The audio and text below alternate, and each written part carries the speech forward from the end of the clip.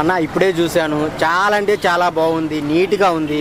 సుధీర్ బాబు గారి కొత్తగా చూస్తారనమాట. ఆయన ఇప్పుడు దాకా చాలా సాఫ్ట్ మూవీస్ తీశారు, ప్రేమ కథా చిత్రం సంమోహనం. కానీ ఈ సినిమాతో full mass cinema.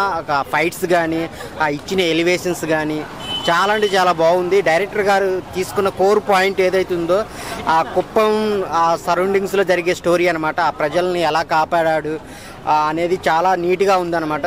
So main ఈ సినిమాలో బ్యాక్గ్రౌండ్ మ్యూజిక్ కన్నా హరోం హరా అని ఒక 10 minutes ఫైట్ ముందు ఈ బ్యాక్గ్రౌండ్ మ్యూజిక్ వస్తూ ఉంటుంది. అప్పుడైతే గూస్ బంప్స్ వస్తాయి అన్నమాట.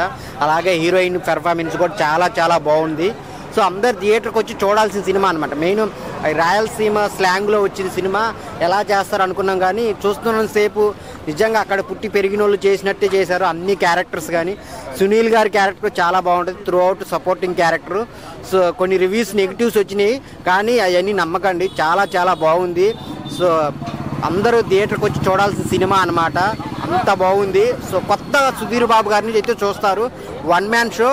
సుధీర్ బాబు గారికి ఒక మంచి హిట్ అండి, అంతకు మించి నేను చెప్పలేను. చాలా అంటే చాలా బాగుంది. అందరు థియేటర్కి వచ్చి చూడండి, ఫ్యామిలీతో చూడండి. ఎందుకంటే మన హీరోయిన్ యాక్టింగ్ కానీ సునీల్ గారి యాక్టింగ్ కూడా, మనం పుష్పలో ఒక విలన్ క్యారెక్టర్ చూసినాం, ఇందులో ఒక ఫ్రెండ్ క్యారెక్టర్ని చూస్తాం సునీల్ గారిని. ఆయన కూడా చాలా బాగా నటించిండు. అసలు మనం ఊహించుకోమన ఈ సినిమా ఇంత పెద్ద స్థాయికి వెళ్తాని.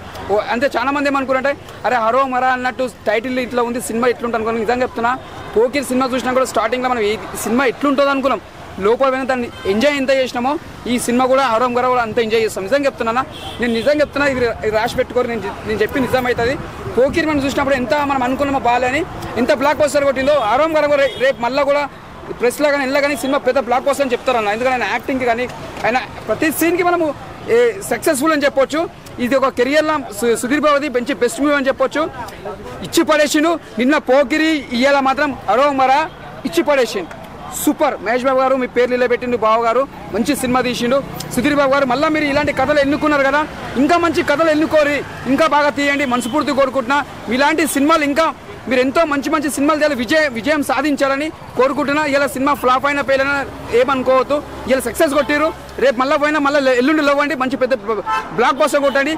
ఘట్టం మీరు పేరు నిలబెట్టండి, మహేష్ బాబు పేరు నిలబెట్టండి. నెక్స్ట్ మహేష్ బాబు తర్వాత అంటే మీరే ఉన్నారు. ఇప్పుడు ఎలా యాక్టింగ్ చేసారో ఇలానే చేయండి, ప్రతి సినిమాలో ఇచ్చి పడేసేయండి.